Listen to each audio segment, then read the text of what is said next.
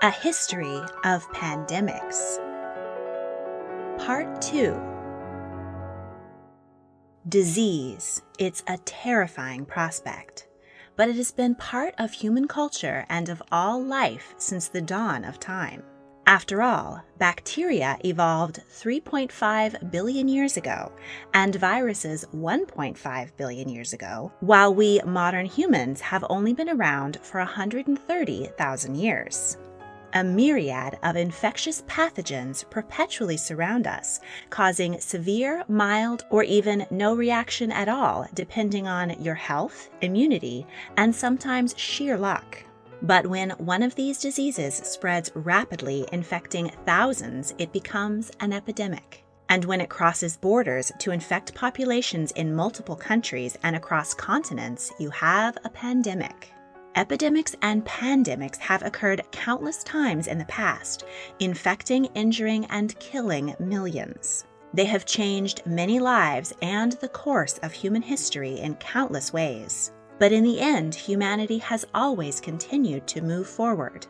And in many cases, we have learned from these outbreaks to develop new techniques of treatment and prevention. Additionally, we have made massive strides forward in sanitation, hygiene, and nutrition, making the human population healthier and less vulnerable to illness than ever before. Let's look back at some of the worst diseases and pandemics in history.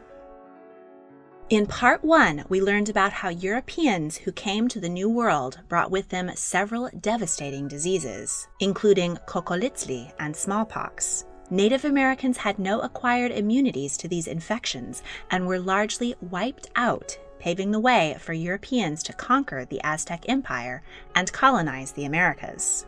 But the spread of deadly disease wasn't one way. One notable and terrible infection most Native Americans were immune to was carried east across the Atlantic, where it wrought havoc on the European population. Syphilis. This sexually transmitted bacterial infection causes fever, headaches, muscle pain, rashes, and sores that can disfigure the face and body quite badly. After a few weeks or months, the symptoms disappear, but the bacteria remains in the body in a latent stage. It can then come raging back years later with dementia, dysfunction of multiple organs, intense pain, and death. The first recorded European outbreak of syphilis began in 1495, 3 years after Columbus made contact in America. This outbreak was among French soldiers who were celebrating their invasion of Naples, Italy, with infected sex workers. The scourge thus became known as the French disease. From the 16th through 19th century, syphilis was one of the largest public health problems in Europe, but numbers of infections and deaths were greatly underreported because of the shame and stigma that went along with the disease known to be contracted through sex. The mortality rate was between 8 and 58% and was significantly higher among men. Those infected turned to the only treatment available, mercury.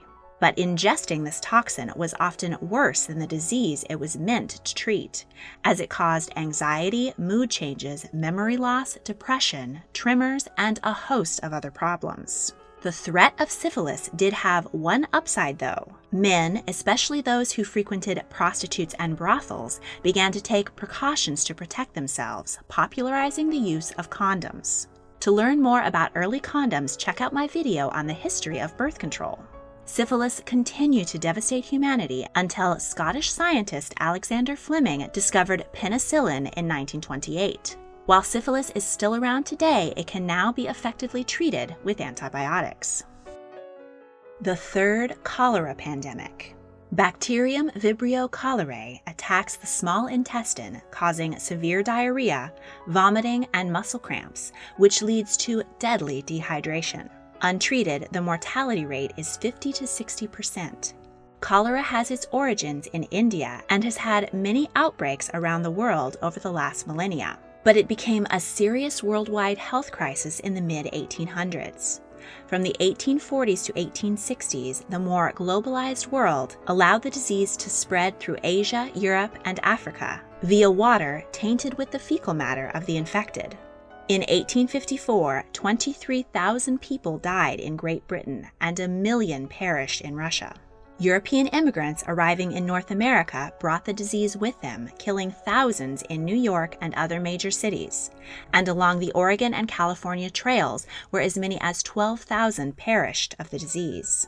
British physician John Snow suspected that dirty water was the cause of the pestilence and traced the entire London outbreak to a single water pump in the Soho neighborhood. Officials were highly skeptical, but removed the pump's handle to humor the doctor. And remarkably, new cases of infection dropped off steeply. This new knowledge allowed health officials around the globe to focus on sanitizing water, thus relieving much of the world of yet another dreaded disease. Unfortunately, clean water is not available to everyone, especially those living in the developing world. Cholera still infects 3 to 5 million people worldwide and causes as many as 130,000 deaths a year. The Third Plague Pandemic. In the 1850s, while cholera was busy spreading around the world, another old chestnut reemerged, the bubonic plague. This time, infection began in the Yunnan province of China and was, as usual, transported by rodents infested with fleas. The plague was spread through the world via trading ships, but most of the devastation was concentrated in Asia, particularly in China and Mongolia. It was then transmitted between the British colonies of Hong Kong and India, where 10 million died.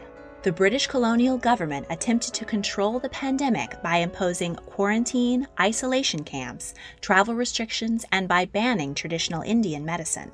The measures enforced by the might of the British Army were seen as repressive and tyrannical by the Indian people, and contributed to unrest and rebellion. In the 1890s, scientists in Hong Kong finally discovered that the plague was caused by Bacterium Yersinia pestis and carried by fleas. The introduction of insecticides and antibiotics greatly reduced the spread of the disease. Russian scientist Valdemar Hofkin developed a vaccine for the plague and tested it on himself. He then used Indian prisoners for further human trials. But the vaccine was effective and saved millions of lives, relieving the world of yet another terrible scourge. The Spanish flu. In 1918, just as the horror of the First World War was coming to an end, the world was struck with one of the worst pandemics in history. It is unclear where the rapid spread of the H1N1 influenza virus originated. It has been hypothesized that it began in China, France, or in Kansas in the US. China is thought to be the most likely source, while the other two were probably hubs of mutation and transmission. The virus is airborne and spreads through the sneezes and coughs of those infected. World War I troops were living and working in close quarters and traveling around the world, so during the final months of the war, this allowed the deadly influenza to spread rapidly. Even remote locations like the Pacific Islands and Antarctica were hit by the disease. Germany, the UK, the US, and other nations locked in battle suppressed media coverage of the disease, while the newspapers of neutral Spain freely reported on the horrors of the outbreak. This led to the false impression that Spain was especially hard hit by the influenza. Thus it was dubbed the Spanish flu. Many communities enacted social isolation measures, including canceling public events and closing schools, which significantly reduced the spread of the disease. In Philadelphia, public health officials ignored warnings and allowed a war bonds parade to go ahead. And in San Francisco, business and theater owners fought against public gathering bans and remained open. Both cities saw overwhelming rises in their infection and death rates. 500 million people were infected, and as many as 100 million people perished. In addition to the usual flu symptoms of fever, coughing, runny nose, sore throat, aches, and fatigue, victims experienced bleeding from the nose, ears, stomach, and intestines. While the majority of diseases are most deadly in the very old, very young, and those who are already ill, the Spanish flu hit healthy young people especially hard. This is because it caused the immune system to go into overdrive, causing more damage to the body. So the healthier the immune system, the more devastating the results. Soldiers who thought they had escaped death on the battlefield met their end in the sickbed, and young parents left behind hundreds of thousands of orphans. The Spanish flu finally died out in December of 1920, but it had claimed the lives of 1 in 20 people around the world. Young people especially felt lucky to be alive when friends, neighbors, brothers, and sisters might not be. As a result, the 1920s saw seismic changes in art, music, and culture. To learn more, check out my video on the Roaring 1920s. HIV/AIDS. Human immunodeficiency virus is believed to have developed in primates in West Central Africa. It was likely transmitted to humans who hunted, butchered, and consumed these primates as meat. The first known infection of a human was in 1908.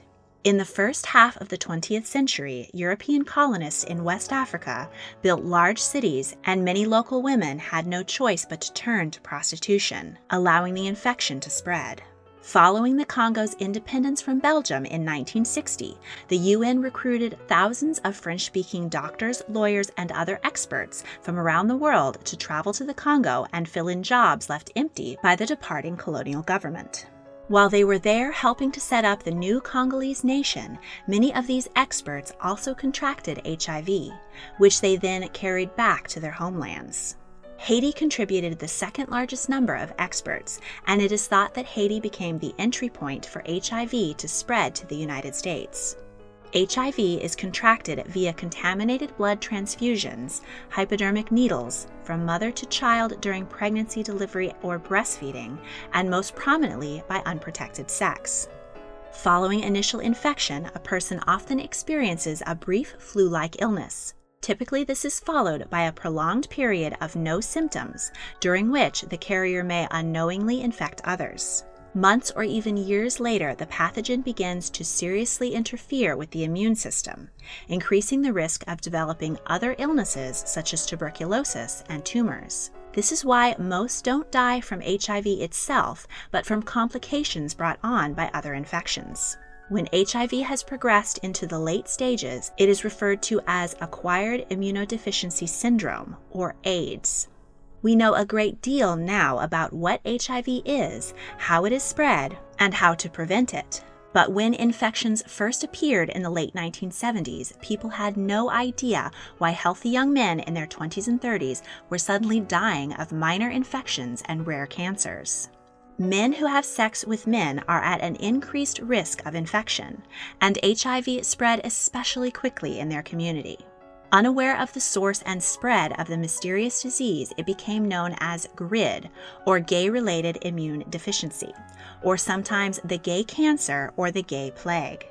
HIV and AIDS were identified and named in the early 1980s and came to define the decade.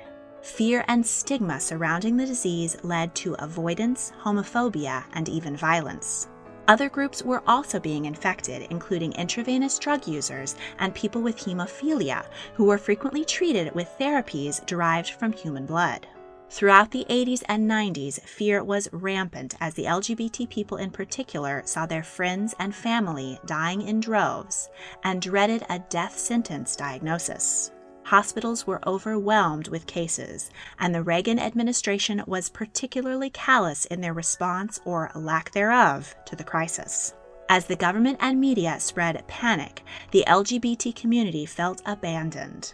Community leaders created their own information campaigns on how to practice safe sex and prevent infection. Celebrities like American actor Rock Hudson and British rock star Freddie Mercury died, raising the profile of the disease.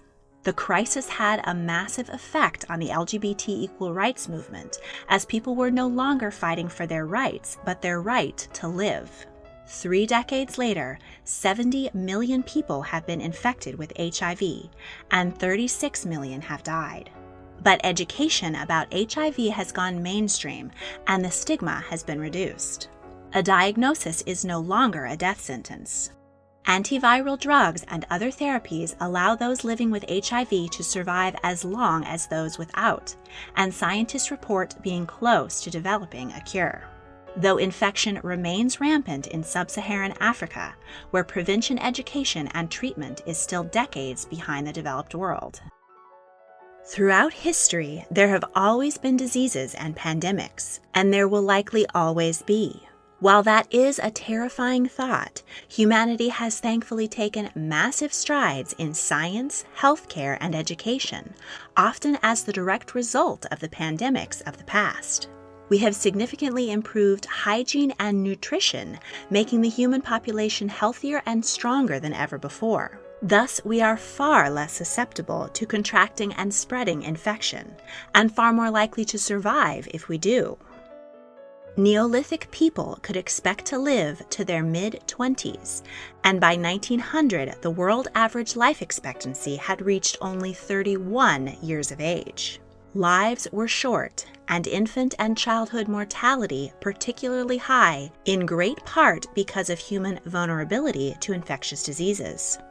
But as of 2019, the world average life expectancy has more than doubled to reach 72.6 years. And in many developed countries, life expectancy is in the mid-80s.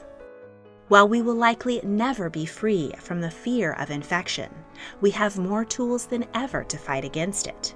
If you want to stay healthy and avoid or survive disease, now is by far the best time in history to be alive. If you enjoyed this video, please like, subscribe, comment your thoughts, and check out my other royal history videos. If you really want to help, please consider supporting me on Patreon. A link is in the description. Thank you for watching.